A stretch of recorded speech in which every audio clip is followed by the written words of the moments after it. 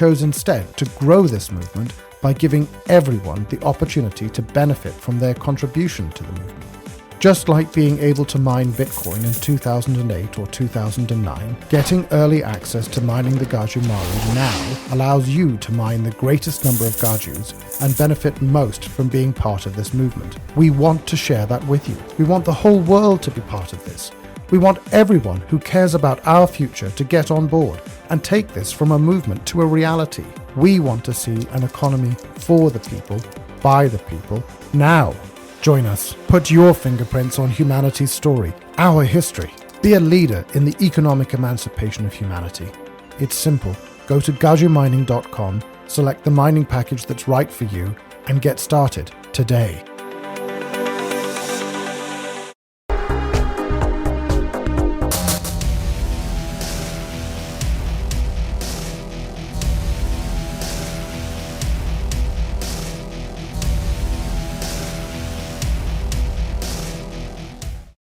All right, guys, we have David Serpa here, California governor candidate. How you doing, sir? Brother, it's good to see you. I'm doing Great good. to see you, too. Great to see you. For people out there, we did a Blood Money episode with Mr. Serpa. I believe it was like 298 or something. Everybody needs to go watch that. It's a much more in-depth interview than this is going to be. Yeah. Allow me to be crude for a second. I have a question. We've only had so much What sucks most in California that you would attack first? The most important thing that you are like, this needs to be changed in California? Geez, I'm going to give you a weird answer. Our apathy. Your what? Our apathy. You know, I mean, we as Republicans, we only make up 24% of the state's registered voters, and we don't show up to vote. You know, less than 30% of us show up to vote. This election will be determined by who shows up to vote. Now, the political answer is, you know, human trafficking. First 180 days, we tackle human trafficking. Because the thing is if you are not willing to fight against slavery, then you might want to find a different job. It's like human trafficking, drug trafficking. I want to get water to be an abundant resource here in California. We have 5 trillion gallons spilling out into the Delta, you know, every year. Energy should be abundant. We should have decentralized micronuclear grids, selling our excess water and our excess energy to our water and energy poor neighbors, because government needs to be providing something, and water and energy is really it. A lot of what government is involved in, they need to get out of. And in fact, some of the best thing that we could do with government is decentralize and deregulate, return power to the people, allow people to build their own homes again, allow people to, not have to follow the real estate Gestapo of all the red tape when it comes to the development. You know, we've got 48 million acres in the state of California. You know, 300,000 acres of that should be opened up. And then you still have 47,700,000 acres available. And then you could build 5 new cities at 60,000 acres apiece. And you could have 1.5 million homes in each new city. And the way that you do that and you make it affordable is, you know, back in the day, they opened up a bunch of public land, and then you had people buying shipping or housing units from a shipping catalog, from the Sears catalog. Now we have Amazon, Walmart, Tesla, Home Depot, the TikTok shop, all selling housing for anywhere from about $15,000 to $20,000 to $30,000 housing kits that you could then connect to water and power, and they're ready to go. So if you could get a piece of land for $30,000, if you could get a housing kit for about $30,000, then you've got a home for $60,000. Now all of a sudden that 2% tax rate is a little bit more doable because you're paying 2% on $60,000, which is $1,200 annually, versus 2% on $800,000, which is $16,000 annually just in taxes to your state and local government. We're a country that's founded on tax rebellion, and yet we're not willing to look at our mortgage statement and look at 1/3 going to the principal, 1/3 going to interest, 1/3 going to taxes. So you pay an equal amount in taxes that you do towards your principal. So crazy. It's a wild way that they're using economics to keep us in chains. There's 2 basic forms of freedom. One is economic freedom. Can I do what I want to do with my time? Can I afford to do what I want to do? The other one is physical freedom. Am I safe to go to the park? Safe to walk to the school? Safe to go to the grocery store at night? You know, can my wife go on a walk at night with the dog without worrying about being, accosted on the green loop because there are homeless people living there. These are the basic things that we have been denied over the course of the last 20 to 30 years here in California. So I got to ask a question about the apathy. I know we're limited on time, but how do you solve people's apathy? Like, what do you do to change the mindset? That seems like the biggest challenge out of everything you just said. Well, the thing is that, and I was telling somebody yesterday, because I'm really having trouble keeping this thing going. I'm just being honest with you. Yeah. Because people are so apathetic. I break it down. You've seen my presentation. Yeah. Winning, this is how you do this. 240-page business plan. This is how we're going to do that. You've seen a lot of these stuff. If people see it, they go, oh, man, I'm blown away. I didn't know this. I didn't know that. And then they go home and they never think about it again. Steve Bannon in the War Room, when he talks about the War Room posse, if you guys phone it in, we lose. It's the same thing with the Republican Party, but the Republican Party has gotten so used to existing in the wineries, the golf courses, and the country clubs, and not in backyards, Main Street, and in the schools. And so if we're going to break past apathy, it's going to require getting into the backyards, getting into the schools, and getting back on a Main Street, and leaving the golf courses, wineries, and country clubs to the party of the oligarchs, which is the Democrats. Wow. So, man, let me ask you, your fundraising, obviously you're saying that it's been a challenge and stuff. I mean, we have how many candidates right now running? 1 million. 1 million candidates. A lot of candidates, right? 1 out of every 40 people in the state of California. Why wasn't this better? I mean, you would think it would have been better planned, especially now that we saw what happened in New York. I mean, there's grave danger that this state falls to communists. How do you solve that problem? Well, you solve that problem by having a platform. Republicans, we get elected and we do nothing. Democrats get elected and they just start destroying it. And so the thing is, Republicans get elected, we start fighting with each other. And so the thing is, Mamdani is a reaction to things that are happening on a statewide level and on a countrywide level that people don't want to realize. There are 4 million people, not 4 million, 40 million people that are on SNAP benefits. 40 million people, $4 billion annually. And people don't realize that over 40% of those are children. About 39% are children. 17 million. And nobody wants to look at a country where 10% of the population is on SNAP benefits and say there's something systemically wrong with this country. Instead, they say, oh, well, let's cut $4 billion from SNAP benefits and then send $40 billion to Argentina. And so the thing is people who are center of the aisle, center of the road, even Republicans, get frustrated when they say we were going to vote for fiscally conservative policies. And then they say, oh, well, we're going to cut SNAP. And you go, okay, well, ouch. Shouldn't we try cutting foreign spending before we start cutting domestic spending? And so MAGA, Make America Great Again, it's essentially a nationalist movement. I am a nationalist. In order for somebody like me to get elected, things are going to have to get bad. Things are going to have to get bad for somebody like me to get elected because people want a diet Republican. They want a diet Democrat. They want a diet politician. They don't want somebody with all the calories and all the flavor and all of the, the controversy to make a real candidacy something that people could sink their teeth into. Because we could win in California if we got on message. But if we keep attacking Americans while funding the rest of the world, while funding Israel, while funding Ukraine, while funding, China and Taiwan, if we continue to spend the way that we're spending internationally while cutting spending domestically, then we're going to see less Republicans getting elected. Wow. You can't be fiscally responsible here while spending a bunch of money everywhere else. I'm disappointed that the Department of Defense, and I'll end on this, has failed 7 consecutive audits. And yet we ballooned the monthly or the annual spending for the Department of Defense to $1 trillion annually. $1 trillion when they failed 7 consecutive audits, unable to account for 61% of 3.5 trillion weapons and assets that are missing throughout the globe. And so how do you lose? I'll see those trillions, man. This is not like quarters. How do you lose trillions? And it's what? The auditing. Where did it go? Correct. And then if you have the audit and then you realize that all this money has been missing, then you have to refer it to an attorney general for prosecution. Because if you were missing 61% of $3.2 trillion, you'd go to jail. They would knock down your door. You would not be long for this earth. They would lock you up. But our government gets to have $24 billion missing going to fight homelessness. They get to build, a few miles of high-speed rail line in none of the 30 stations that were going to be built. No repercussions. No, Lottery money. Let's that was supposed to fix our schools. Yeah. And where did all the lottery money go? Yeah. People need to go to jail. Yeah. This is what I was going to say. Like with the train, the rail system, why hasn't anybody gone to jail? People obviously stole money. What's going on? Yeah, well, people think that the public doesn't have the palate for it. They think that if they actually start putting people in handcuffs, that the public is going to back up, is going to be like, whoa, that's scary. That's authoritarianism. No, that's accountability.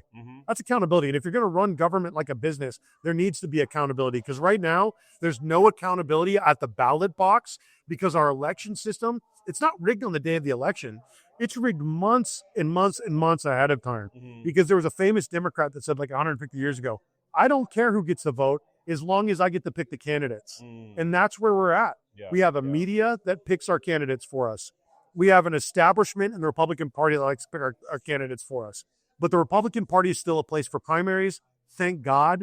The Democratic Party is not a place for primaries anymore. We saw that with Bernie twice, and then we saw that with Kamala Harris getting handed the nomination without an election process. So crazy, man. So crazy. It's like there's no rules anymore, but that's why we got to fix this. It's like there's no rules. There's so much dark money that comes into politics, and you could talk about that too. It's one of the reasons why I stay away from money in a lot of ways. I don't want people to fund something that's not going to win, that doesn't have a snowball's chance in hell at winning. Seeding capital is an easy thing to do if you have an action plan, if you've got a team behind you ready to go, and if people believe in the vision. But right now, people don't believe that California can be won, especially the donor class, which is why every one of the other 49 states treats California like it's a piggy bank. They come out here to Silicon Valley. They come out here to, Palm Springs. They come out to Orange County and to Los Angeles County. They fundraise, and then they go to their congressional districts that are more competitive than the districts that we have in California. And all of that money leaves. But the donor class is very hesitant to put a single dollar behind the candidates in California that are Republicans because they've been burned so many times before. Wow. Brother, best of luck. Thank you for running. Appreciate you. Thank you for staying in the race. And I know it's but you got a great message, dude. You got a great message, and I appreciate that you talk about accountability. I appreciate you talk about locking up these criminals. Not a lot of people do. They're scared. They think it's going to sound extreme, but I think that's what the people want. Well, $24 billion, just in homelessness that goes missing. Yeah. People should be locked up. Lots of people should be locked up. And it should be done by the Attorney General. And so we need a really great Attorney General to run. And I've talked to 5 different attorneys in the state of California trying to get them to run. Nobody wants to touch it with the 10 because they're taking a pay cut, and plus they're going to get attacked. They're you know what I mean? Who wants a headache? That's you make $1.5 million, $2 million a year in your private practice. Who wants to go fight with CEQA and the EPA about development? Yeah. Who wants to go fight with the teachers union about school choice? Who wants to go fight about civil rights and civil liberties because we need to bring back institutions in order to save our streets and save these poor people that are sleeping in the streets in their own filth, addicted to drugs? That's not compassion, the way that we treat homeless people in California. That's not compassion. That's not sympathy. We could do so much better in the greatest state and the greatest country on earth. All right, guys, we are here at this amazing California governor's debate put together by Kim Yeater and her team. Big credit to Kim Yeater and her team, because if you guys see what this thing looks like, it's very professional, very impressive. Sir, you are running for governor. I am. Could you tell us what your name is? My name is Scott Shields. Scott. All right. So, Scott, I think we only have time for a couple of questions, so I'm going to keep this brief. What sucks most about California right now? What is the most horrible thing that you would want to fix first and foremost if you got into office? Well, the number one topic that I'm putting as a priority is to demarxify yourself. So that's the priority in my press release. I've been doing it for over a year in a walking trade show, so to speak, to find out if it's viable and capable of being done. Well before Mandami and all this. Yeah. We have to fix academia, and we have to realize that the Marxists have control of academia, they have control of advocacy, and they have control of advertising. And so as we attack this campaign, we know their playbook, and we have to be better at it on our end. My background is taking on that type of project. Tell me, what's your background? Well, basically writing assessments all my life for C-suite individuals of different sectors. Okay. And so I've had a blessed life in terms of needing just really knowledgeable people. I'm knowledgeable, but they're real knowledgeable. There's a big difference, right? So as a project manager or somebody that's leading a team of very knowledgeable people, or going into a boardroom and giving advice to a board who is obviously there for the right reason, right? Been blessed to be around some very, very extraordinary people on 65. So I've been in California for 40 plus years, since 1983. So I do know California pretty well. I know the people. I live up in the San Francisco Bay Area. So I've been in the tech sector. I still am in the tech sector. And Are you like the only non-Marxist up in the South? I mean, I joke, but it's I'll like, tell you what happened. In 2018, I was looking for a few cryptography experts for my company, and a company that I was supporting. And what I found out was a lot of number one, the kids are brilliant. I'm 65. I knew what I knew, but boy, they really are brilliant. yeah. And so what I found out was, in a lot of interviews, that a lot of them are held hostage to the Marxists for promotions, or if they said they're going to be for Trump, or they were Trumpers. There's many more Trumpers, or let's not say Trump, so to speak, but make America great again for people that understand America and the ideals of America. They get it. Even the foreigners that come in here, and most of them that I met. And so I didn't get whistleblowers. That wasn't my goal. I was just trying to recruit in person. Wasn't going through the resumes. I wanted to get to know people, because it was a small company, and we weren't going to work on NDAs. We have the same why. Basically going back to the 80s. We get the same why. We go in the garage with a solution, a discovery, and try to build it out. So that takes loyalty. Yeah. Jobs had Wozniak, Gates had Allen. Everybody's got a number two. I had to go find a number two. Wow. And basically I became the number two because he was so much brighter than me.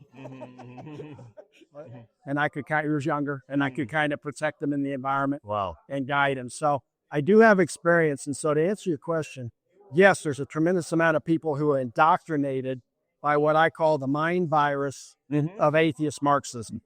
And so I called some experts in philosophy and history that I had access to, and I said, I need to start a thesis on this, and we need to start writing white papers on this. And so this was a year ago. Wow. So you guys are actually doing you're analyzing it. You're not just saying, okay, this sucks. You're more like, this is the reasons, this is the actual evidence. If you're going to educate somebody or deprogram somebody to critically think on their own, who's indoctrinated, you and I can't tell them.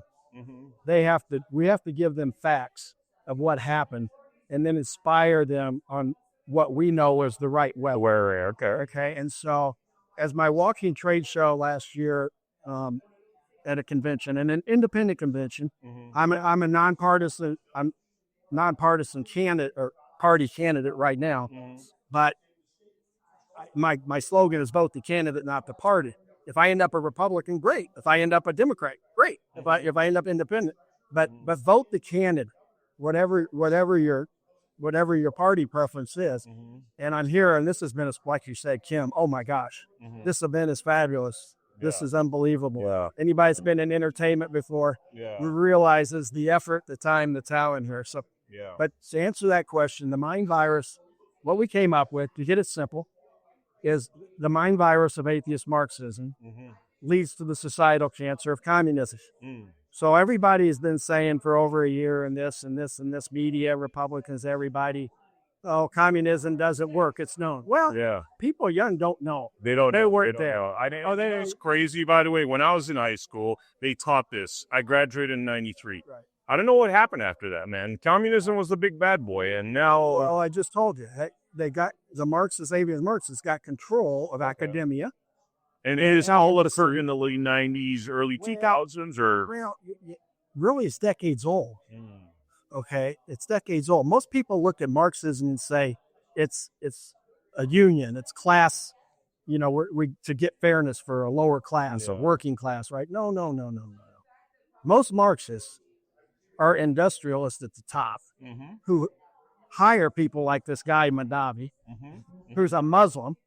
Who you can't be an atheist Marxist and a Muslim unless you're indoctrinated because atheist Marxism is a religion. It's a belief of non-belief. Yeah. Right? Think about this for a moment. yeah. This is when I went out there and I really resonate. Yeah. If you're a Christian, do you go to the Jewish temple on Sunday too? Yeah. If you're a Hindu, do you go to the church too? Well, atheist Marxism is the belief of non-belief, and its indoctrination is to eliminate religion. Religionate the spirit that you and I are born with, regardless of what religion you may go to, the teachings, right? That allowed you to find a spirit. Yeah. Right? They can become what we all know they can be now, a theocratic machine, like Islam is in the East. It's a theocratic theocracy, right, of religion.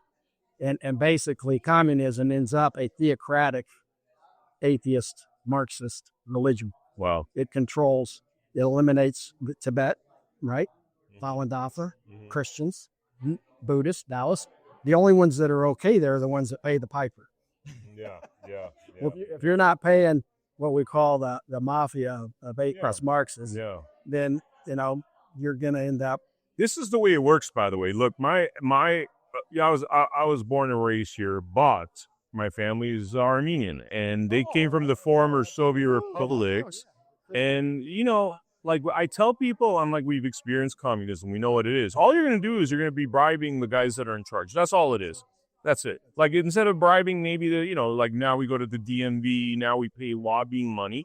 No, it's going to be one central figure that you're going to be bribing to get stuff done, which is the most corrupt society here. And this is why I've been making friends and enemies at the same time. Yeah. And a lot of it is because, just like I say with Muslims and Christians and the Jewish community, if you are of spiritual being and belief, and you're doing financial business with atheists, Marxists, and communists, that's fine. We're in a global world, trade, and I'm a Trump advocate for tariffs. I believe in that fairness, right? But you can't be an advocate of it. Nobody's an advocate of Christianity and Hinduism. Yeah. Nobody's. So you can't be. And so we're breaking that mindset, the virus. And when I say virus, people will say, wait a minute, it's not a virus. No, thoughts are biological. It's a fact. I call my science people. These are facts. This isn't something Scott Shields just threw in the air. Yeah. My job, I believe, is like a football coach. It comes in, and I've got to get the best staff because they've got the best knowledge for the offensive line and the defensive line. Now, I've got to know it all, and I've got to be able to coordinate it. We've got to put a team out there that's going to perform and win. Wow. So I look at this campaign as a sporting event. And I look at all the candidates, or not the candidates, but the voters. It's your investment into a ticket to go into that stadium. I'm in charge of your investment, or the Democrats are in charge of your investment. Your vote is an investment. And when you look at a stock, right, or you buy a ticket at a stadium, if your team's in last place, watch the games this Sunday on the teams are in last place. People aren't buying tickets. Yeah. So as a Republican here, I'm here to try to come in and take a team that has been losing. I don't know why, but we have been, and say we can apply a new playbook, and we can prioritize, and we can go win. And my mind is on it, and I wouldn't be doing this unless I knew it was possible. Wow. It is possible. California is ripe. Okay, for change. But we need a Jimmy Johnson. We need a Bill Walsh. Okay, those are change agent people come in and coaches who the owners decided you're going to get hit by the press. You're going to get hit by the season ticket holders. Why'd you hire him? Why'd they hire him? I was in part of this, both sides of this. It's like I said, I told you my background, so I've been in sports as well. Wow. And so I saw the environment of what goes on to even owners to have to be strong in their peer group. So whoever the whales are, like whales are the money donors, the Republican Party, I believe they'll get behind somebody that can win. Okay, money is a problem. Money's a problem for anybody in a campaign.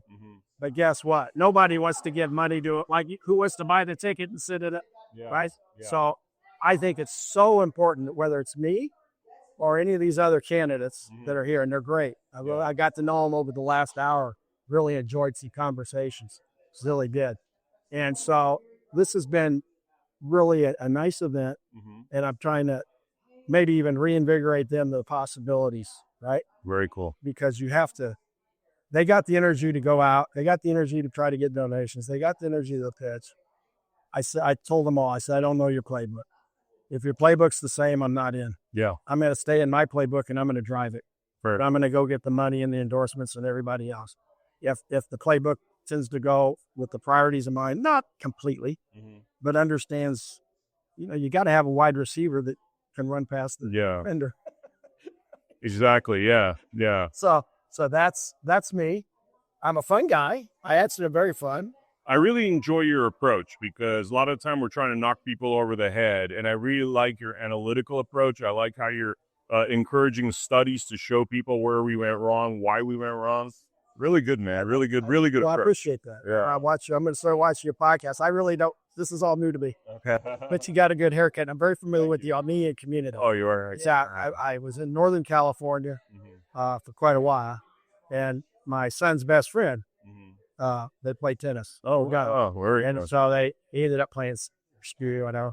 But I got to know his parents for a while, and they're Armenian. They became one of our, I would say, 5 best friends. So I got a zoo about Armenian. He had to come here during the Iranian Revolution. Yeah, that's a nice Persian Armenians, yes. He was in there. So I know a little bit about the Armenians and the good spirits. And it's great what Trump's done with Azerbaijan and Armenia. Yeah. First time maybe peace. Yeah. So that's another reason I'm a Trumper. People say, I'm a MAGA for sure. But anybody that doesn't understand that the commander-in-chief should be trying to get peace in the world first, all these other things I'm going to be talking about and everybody here, if we don't have peace, we can't implement anything. Yeah. And so we really have to do it on the micro level of California too. I do cross the aisle well. I'm a Maha person. Maha, yeah. My campaign is a Maha, mega Maha campaign. I think that's the way you get a lot of the nonpartisan votes, plus Democrats that are tired. And then obviously we have to revigorate the Republicans who feel we can't win. But I believe by March, if Republicans feel there's a candidate that can win, they'll show up. Yeah. They'll buy the tickets. All of a sudden, their team got in the playoffs. Those tickets become hot, right? Yep. So it's the 5 million nonpartisan, partisan individuals we gotta work on, and they're open. I've done that. I'm out there. Especially Bay Area. Most people are independent thinkers. Wow. They're really not tied to that leftist. Yeah. The leftists are the elites. Yeah. And I've actually moved some top tech people. I give Nicole Shanahan a lot of credit. Very brave. First one out. When I wasn't working with Bobby, but I was supporting. Nicole Shanahan took a lot of hits.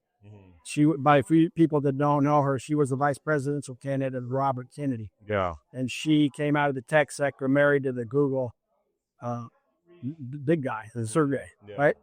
And so what happened was, she came out and exposed a lot.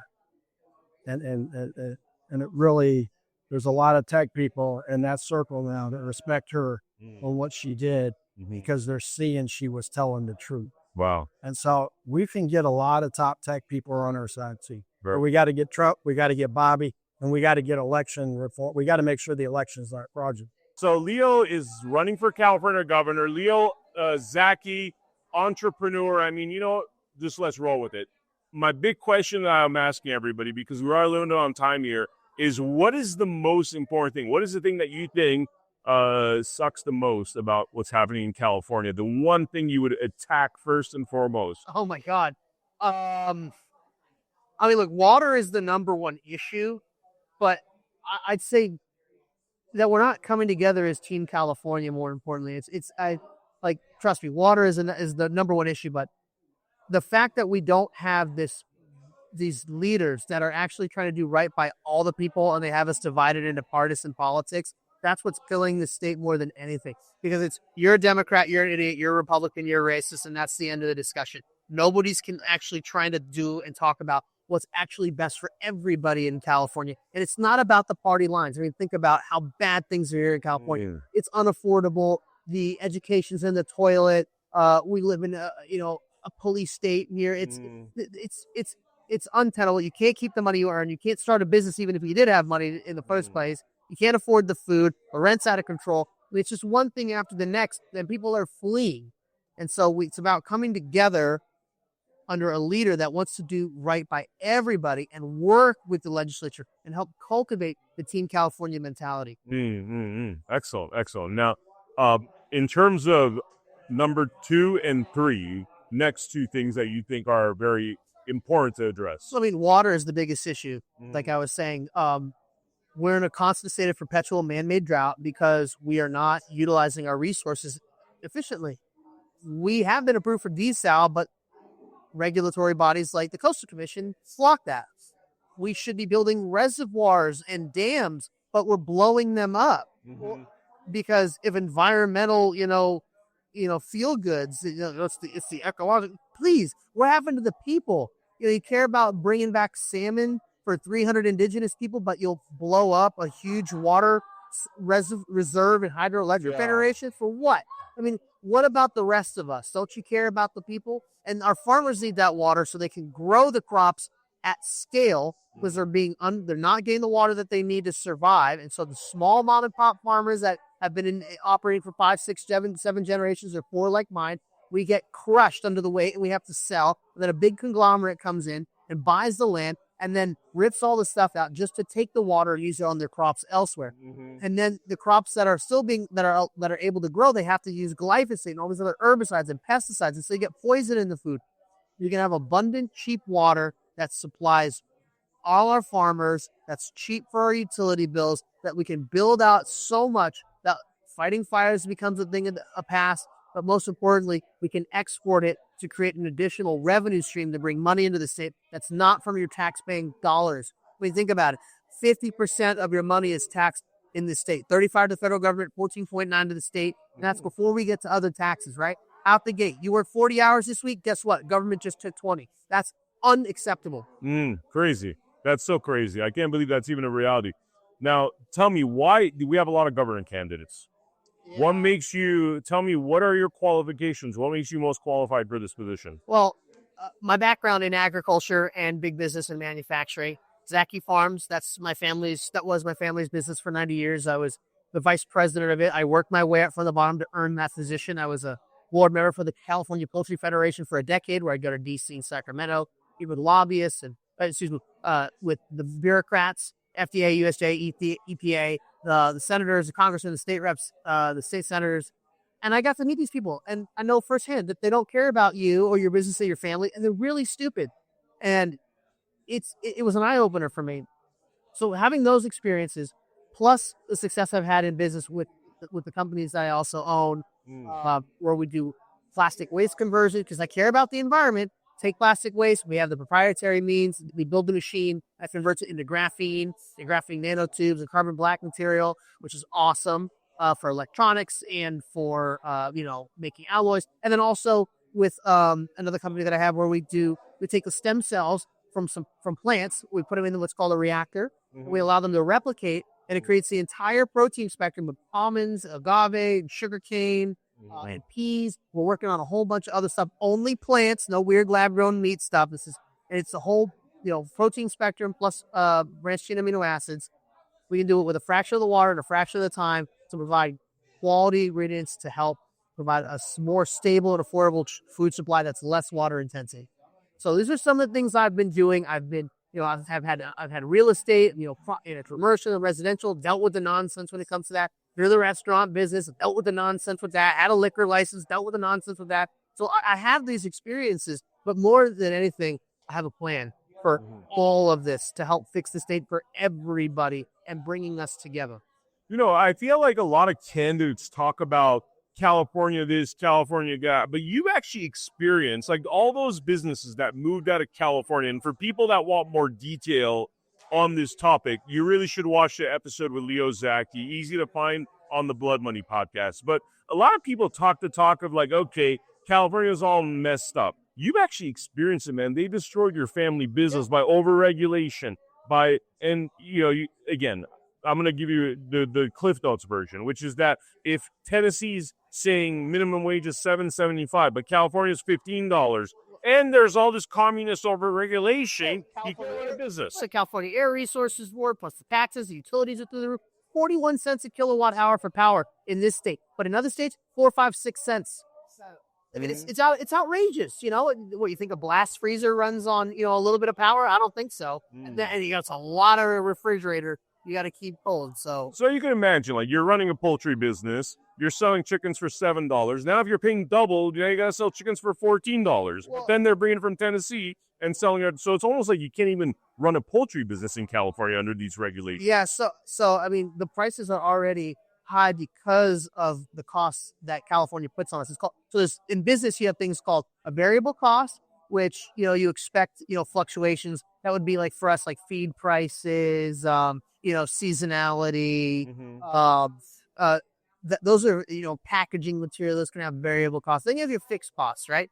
Fixed costs are things like insurance, wages, utilities, taxes, you know, the things that you don't expect to go up by 50% ever. It's not built in. And labor, for example, is 40% of your fixed overhead costs. So when it goes up by 50%, like it did here in California in 2016, how am I supposed to turn a profit? Well, I have to raise my price of my product, but it gets to the point where it's so much cheaper to truck it in all the way from the other side of the country, or worse yet, bring it in from another country to sell here.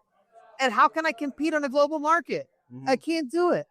And so I can't make money, which means I can't employ these people, which means I can't keep them, you know, I can't help put food in their mouth and the lights on in their home or pay their rent, or, you know.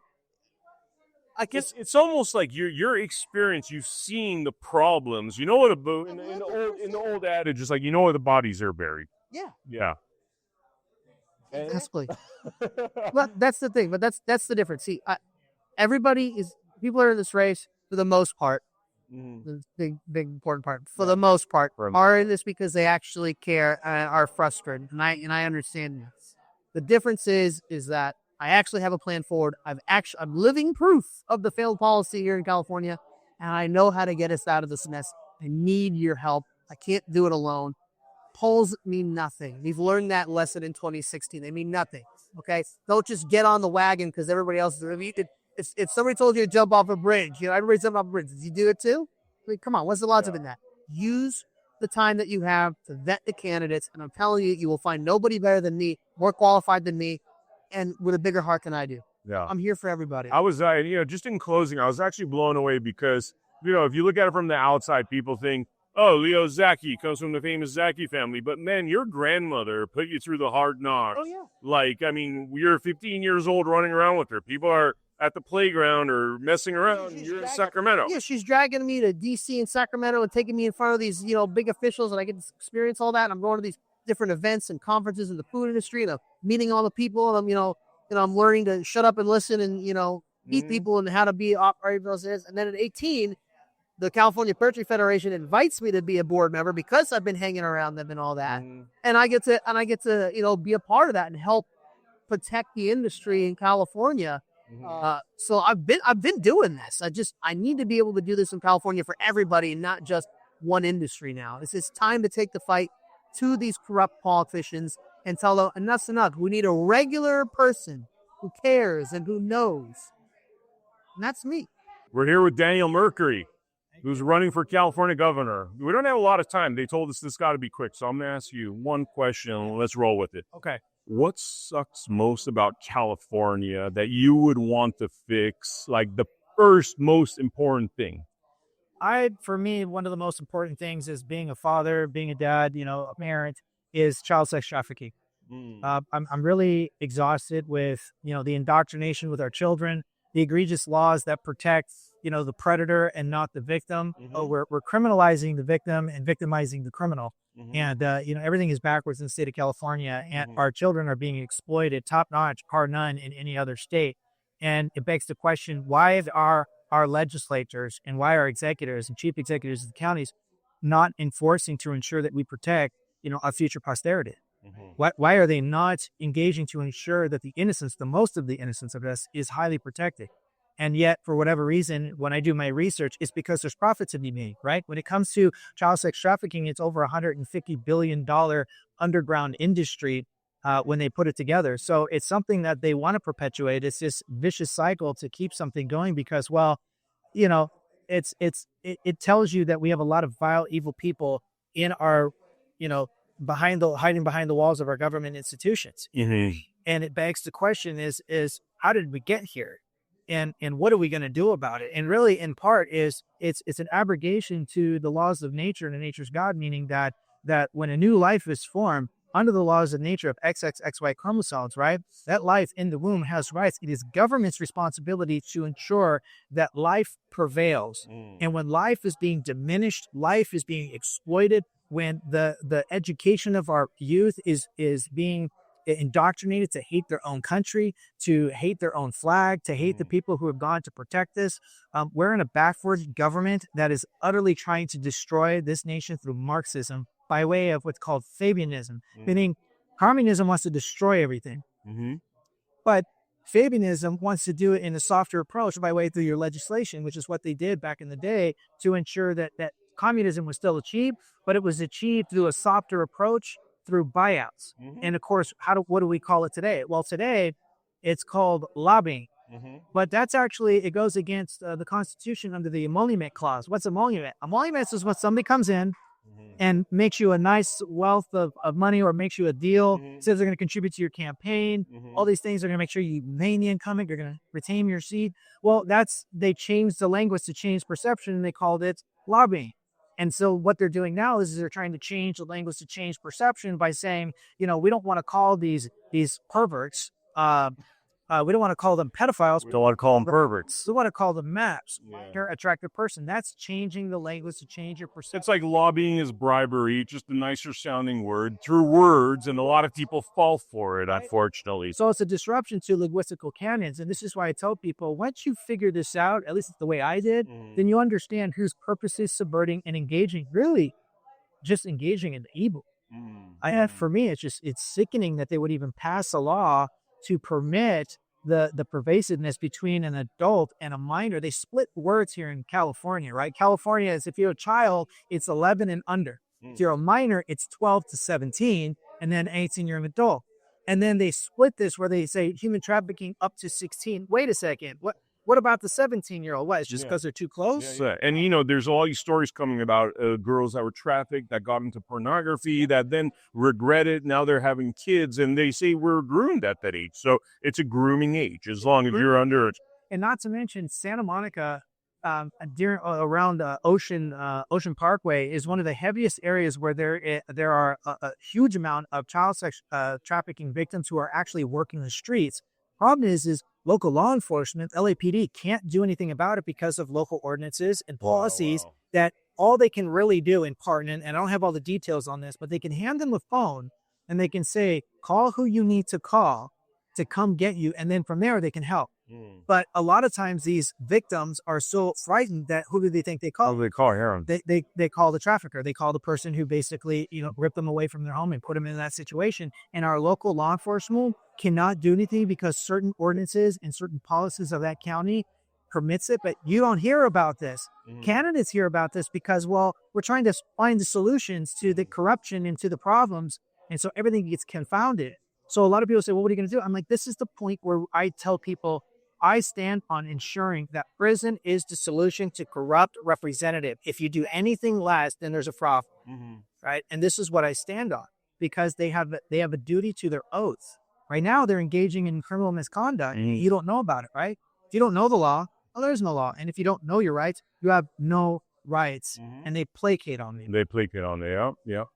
Man, I go, just for the viewers, I interviewed you 2-3 months ago. And the thing that I found very impressive about you is that your understanding of the laws and the Constitution, not many, it's almost like you shouldn't run for office unless you had a Daniel Mercuri level of understanding of it, because they don't, I'm not going to talk about my story. Everybody knows, but it's like they need to understand the laws. They need to understand the Constitution, and that basic is not done. Why is it? Well, why is that if you become a sheriff, if you become a politician, why isn't it that the first thing you're handed is a Constitution? I already know the answer, but you're not handed the Constitution and being like, yo, that's your Bible right there. That is your Bible. The Constitution is the definition to the limitation powers. You can't use the Constitution to grant yourself more charge. Yeah. It doesn't work like that, right? But yet that's what they do. Or we get a lot of chief executives that engage in selected law enforcement. Well, now you're picking and choosing what you're going to do because it doesn't fit a current narrative, right? Well, then you just violated what you swore to protect. Like, it's the ignorance. But here's the thing. When people don't know this, right, they see what's on the news and they engage in, or they're being forced to listen to propaganda, right? When you look at I think it's the Smith-Mundt Modernization Act, you'll notice that allowed for our own government to engage in propaganda.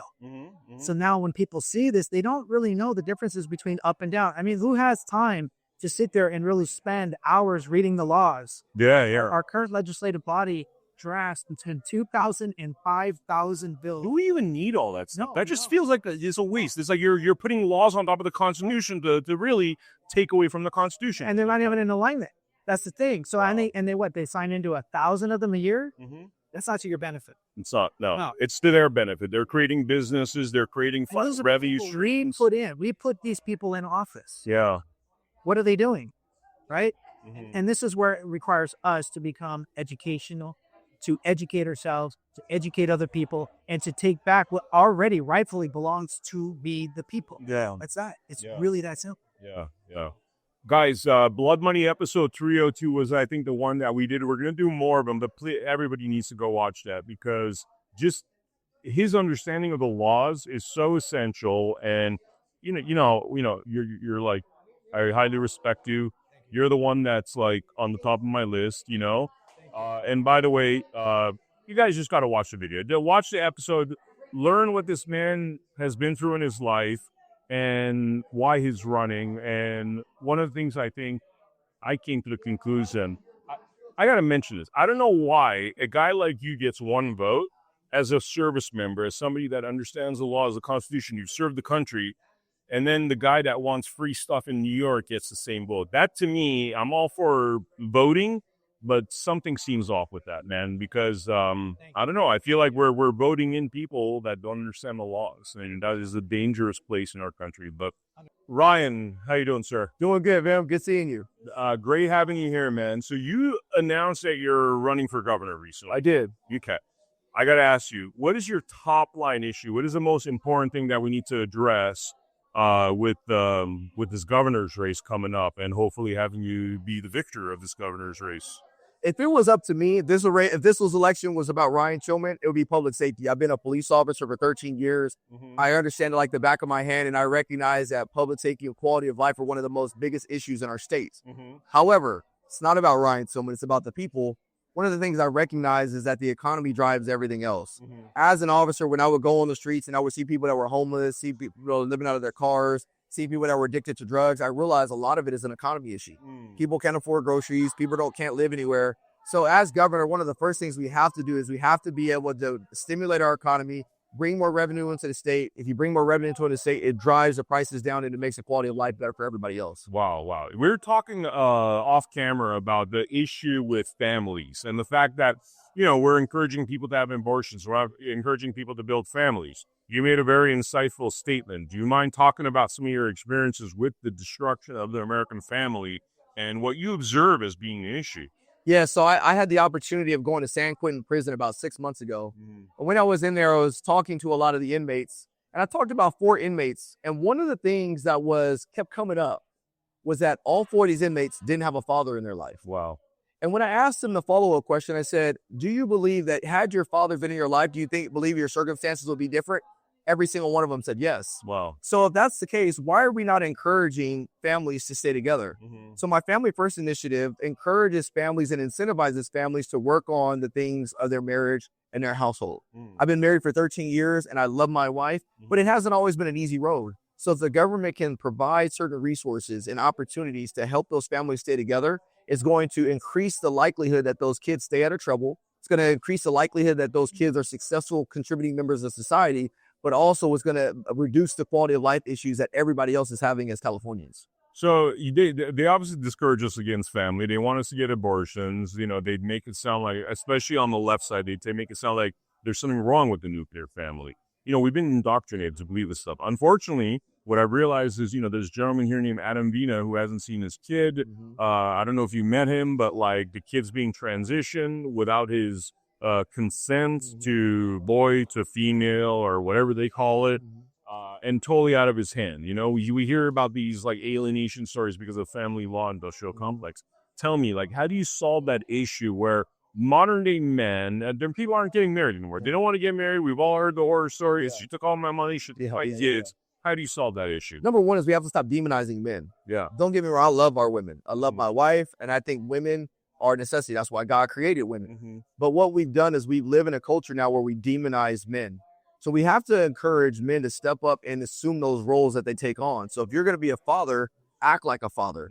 Number two is we have to stop incentivizing people to go out there and have abortions. Look, they always bring up the idea, well, what happens if somebody's raped? I understand all that.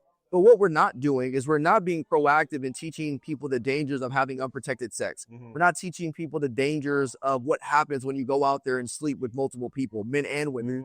So I would like to educate our kids proper sexual education, not indoctrinational education. And I believe by doing that, what's going to happen is you're going to start to see a tide turn where people aren't even going in there to get abortions because they're not pregnant anymore. The other thing that I want to do is I want to make sure that we start getting back to the basics of our state. Let's get back to reading. Let's get back to writing. Let's get back to history, as opposed to pushing a lot of these political and cultural agendas. So that way we can indoctrinate our children. I met Adam Vina and I feel my heart goes out to him. And the system has demonized him as a man, and that's why he's in the situation. I do believe that he has better days ahead, and I believe that he will see his child one day, but it takes a lot of good leaders in order to move that in the right direction. Wow. What do you do about the judges that are these political activist judges that look at you and rather than saying, okay, law, we're going to decide this based on law, they look at you, they say, oh, that's a man. Man is evil because I went to this liberal arts university and, every man's toxic. What do you do about that entire generation of judges? It's a great question. You know what's funny? Let's look at how they select juries. You ever been to go on the jury duty and you have to fill out that whole big long form about all these different things. And if you have any level of biases, what happens? You're not selected. Yeah, exactly. Why can't we reevaluate some of our leaders like that? As a leader, we have to do our best job as being unbiased as we can. I built a brand called Breaking Barriers United. It was centered on bridging that gap between law enforcement and the community. The only reason I've been remotely successful in doing so is because I have to call balls and strikes. A lot of our judges are biased. They're very biased, and they don't call balls and strikes. They only call what fits their initiative. So we have to create parameters and methods in place that can look at who is going to be the most unbiased official that we can put in this place that can see both sides of it and call it the way it should be. Wow, amazing. So you're talking about actually testing them. There's a lot because they take these judges, they give them 1 month of, and I don't even know what you learn in 1 month. They give them 1 month of training. It's not like you're going to learn the Constitution. A lot of them don't even know the Constitution, especially in family law. It's like they ignore it completely. Like there's no life, liberty, pursuit of happiness in family law, unfortunately. It's one thing to be able to pass because you know the information, but it's another thing to actually be a good human being. And I think sometimes we miss the latter. Wow. There's a lot of good educated people out there, but unfortunately they don't possess common sense, or unfortunately they're not doing what's right for the best, for what's best of that person. So I think that it requires a dual qualification to say, yeah, you qualified on paper, but are you the one that's best fit to serve our community because you're able to see both sides of the equation without forming a bias? Excellent. Now, got to ask you about your skill sets. Do you have a very special skill set that when we first met in Sacramento, you were telling me that you do a certain job that you think would be very helpful, a skill set to have as governor? Tell us a little bit about that. Yeah, so I believe one of my skill sets is being able to be a leader and identify talent. I think last year when we watched our national presidential election, I think we got it right there. You saw a lot of different candidates pulling together, and eventually they all basically came behind one man. And so it's my job as a leader to find the right people with the talent, put them all in a position to win. Wow. Awesome. All right, guys, we are here at the California Governor's Debate with Leo Naranjo, the fourth. Yes, sir. The fourth. Wow, the fourth. Awesome. Sir, one question I've been asking, because this is kind of like a speed dating thing. They want to move as quick. What is the first thing? What is the thing that you think is most horrible about California that you would want to address first and foremost once you were in the governor's office? Day 2, we're going to remove sanctuary state status out of the state. First and foremost, out the gate. We're gonna roll back Prop 47. We're gonna send that right back to the legislature. We're gonna make them fix the laws so that crimes don't go all into the miscellaneous column. There's actually penalties for if you do certain crimes. The next thing I'm gonna do is I'm gonna forewarn the legislature this. Right now, you guys have had years of habits of taking 5,000 bills, just use a number, taking 5,000 bills and dumping them on the governor's desk at the last minute. I'm going to let you know now. You're going to do that to me one time. Because what's going to happen is the day that they're due, 5 minutes before the end of the evening, all 5,000 are going to be vetoed in mass. I don't care if they're good bills, bad bills, indifferent bills. They're going to be vetoed in mass, and they're going to send right back to you. If you want to challenge the veto, knock yourselves out. Why? Why? Why veto them? Why veto them? Because the legislature has an entire year to pass bills so that people can go through them and make sure they know what they're signing. The days of the rubber stamp, we let the time go by, it automatically becomes law. This is how the doofy bills that are getting passed right now are getting passed. While the governor's pretending to be president, the legislature's going crazy. That's what they're doing in mass. And the other thing I want to get rid of, and thank you for bringing up the topic, gut and amend. So I don't want to see bills come across to the governor's desk that say we're here to save kids, but inside the bill we've removed those portions of saving the children, and instead we want to grow more marijuana farms, and then we pass it off as a different bill. We need to stop that process of gut and amend, and I'm going to work with the legislature to do it, and I'm also going to work in trying to force it to be done correctly. But if you want to pass the bills and you want them signed correctly, start taking that year that you have to do it adequately and send them over rationally, but you're not going to paper dump 5,000 on my desk, go home to celebrate your vacation, and think I'm just going to let them roll in and hurt the citizen. In mass, vetoed. That'll be a one-time shot they do, and they'll fix it from that point. Wow. Okay, so let's talk a little bit about your experience, because you have quite a bit of experience. What qualifies you for the governor's position more so than anybody else? 15 years retired service. That was retired out of the Army. Finance was my specialty in there. I became what today's language would be referred to as a GOAT, utilizing the Army payroll system. When it came to finding money, I could take in a room like we have right now, figure like it's a club with the lights, the music, and loud pounding. It only took 3 words for me to pick up on a soldier that was about 40 feet away from me. Fraud, overpaid, or what rank he was. 6 months later, that person ended up owing the government $2,000 because I dug him out of the woodwork. Wow. Can I find money? Yes, I can find money. Can I find air? I can do that as well. I've also been in the franchise task board for 4 years. I've been with the County of Sacramento welfare system for 11 years. So if you want to talk SNAP benefits and what they've been doing with that program in California, we can have that discussion. But I can almost assure you there are folks who don't want you to know what I know on how they used to run it.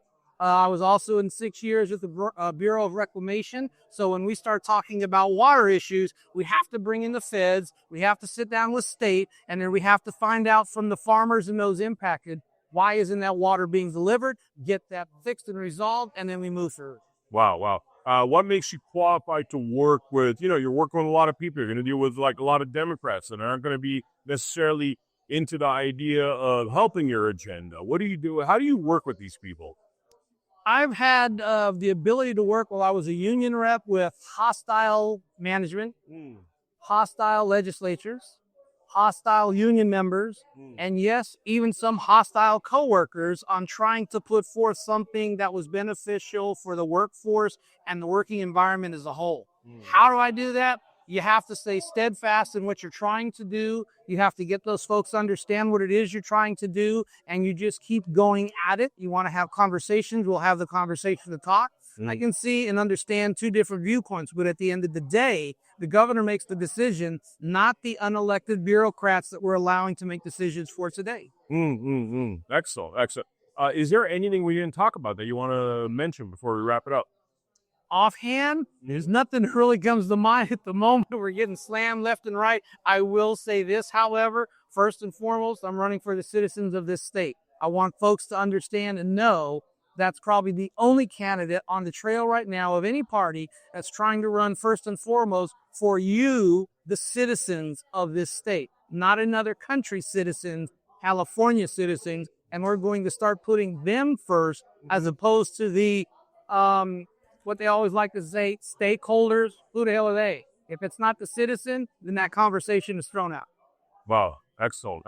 How's your campaign going, by the way? Campaign is moving forward. I got today, after the first go-around on the candidate debate and the interview, there's a lot of people who are now looking at me in a completely different limelight Comcast are being made. By the way, it's 5 days ago. I got to mention this. 5 days. Was it 5 days ago or a week ago or About 3 days. Right. About 4 days. 4 days? Very recently, we did an interview, and I got to say, man, We have, by the way. I was like really surprised. Well, that's how we roll, you know. But I got to say, I was really surprised, man. The way you were able to answer the questions with such fluidity, without like it felt like a machine gun fire, and that's kind of what I want to hear. I want to hear somebody that's confident, that knows how to do the job. I was very impressed by the work you did with social services. I was really impressed by the work you did with changing people's lives and attitudes from this kind of like, oh, I'm a loser, I'm desperate, whatever. You know, please, everyone out there, you should watch. I believe it was Blood Money episode 308 or 309. You guys got to watch that. I appreciate you, man. I appreciate you for running. Let me leave this with you. Yeah. I last night, my wife was getting ready for bed, and I was still outside with my mom. We're enjoying it. Well, she wasn't getting ready for bed, getting ready to go to dinner. And we were getting ready to take off for dinner. There's a young lady sitting out by the fire pit in the pool. We ended up in conversation, and it turns out that I knew her online from contacts with our associated group. And she's here today at this governor debate. Wow. And so I asked her, I said, well, what brought you out here? You know, hey, what inspired you to come out here? She said, you did. Just from conversation, from postings, she said, you inspired me to be out here, and I had to learn more. And Mr. Miller, that's what I try to tell people. Here's a good example, his own words. Look at that podcast. I'm not going to speak for him. I'll let him speak for himself, but I want to leave you with this. I just need 15 minutes to tell you where I'm at, what I can do, and that'll change your mind and have you look at me hard so that you know there aren't just two running for governor. There's a person running, and that's me, who's actually trying to win, not pretending to win. That's a big difference. Yeah. Thank you so much, bro. I really appreciate you. Appreciate it, bro. Appreciate your listeners watching, giving me the opportunity to speak. Thank you so very much. You guys have a great evening. Website, quick website. Quick website, Leo Naranjo, the number 4governor.com. Look me up, find what you need. That's the plan. Thank you, guys. Over the last 30 years, we have seen the value of our work diminish and the price of real assets like land and homes increase to the point that for most people under the age of 40, the hope of owning their own home has been lost. The response of governments around the world to the 2008 global financial crisis and COVID was to defer the cost of these events to the future. They did this by printing money, in effect selling our futures to pay for their bad decisions. This is corporatism, not capitalism. Money printing didn't hurt those in power, nor those who supported them, because they had real assets, property, shares and businesses that rose in price to match the inflation of money supply. But for most of us around the world, it sold our future for a fraction of its value. In response to this, a mysterious figure known as Satoshi Nakamoto created Bitcoin. He wanted to create a currency that could not be printed on command, thereby devaluing our labor. A currency that could be traded electronically between people without intermediation, allowing all of us to participate fairly in the economy. But if you tried to buy your groceries with Bitcoin, you'd stand at the checkout for at least 10 minutes, probably hours, waiting for the transaction to process, and the fee would cost you more than the carton of eggs and bag of apples. Bitcoin's limitations meant that it stopped being considered a currency in 2016 and was instead called a store of value. But it opened the door for someone to create a genuine currency that nobody controlled, but everyone could use. That someone is us. We created the Gajumaru blockchain and the Gaju currency. The Gaju is real money you can use, whether that is to buy a loaf of bread, pay for a haircut, buy a t-shirt, in fact buy or sell anything. It is a currency for everyday use. On Gaju Market, anyone can buy and sell any legal goods or services, just like you would on eBay, but at a fraction of the cost. Like Bitcoin, Gajus are mined on a computer.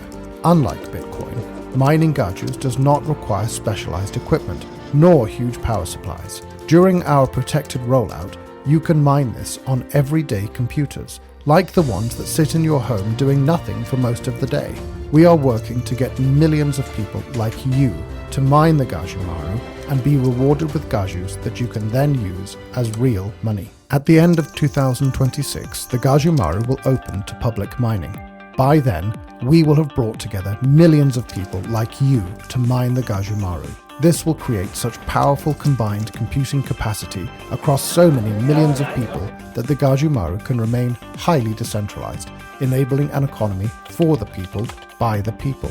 To make all of this possible, we offer a variety of mining packages that combine all of the software and services you need on our website, gajumining.com. The software is simple to install, and there is a step-by-step guide that will get you mining and participating quickly and easily. You can buy those packages now.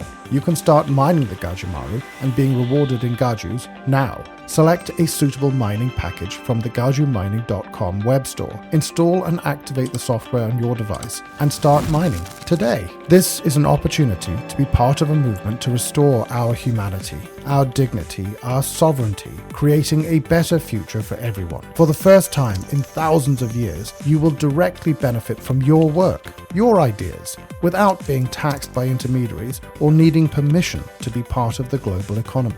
We believe that capitalism is I win, you win, we all win, not I win, you lose. That's corporatism. We refuse to pursue venture funding that would demand we play the corporatist game, and chose instead to grow this movement by giving everyone the opportunity to benefit from their contribution to the movement. Just like being able to mine Bitcoin in 2008 or 2009, getting early access to mining the Gajumaru now allows you to mine the greatest number of Gajus and benefit most from being part of this movement. We want to share that with you. We want the whole world to be part of this. We want everyone who cares about our future to get on board and take this from a movement to a reality. We want to see an economy for the people, by the people, now. Join us. Put your fingerprints on humanity's story, our history. Be a leader in the economic emancipation of humanity. It's simple. Go to gajumining.com, select the mining package that's right for you, and get started today.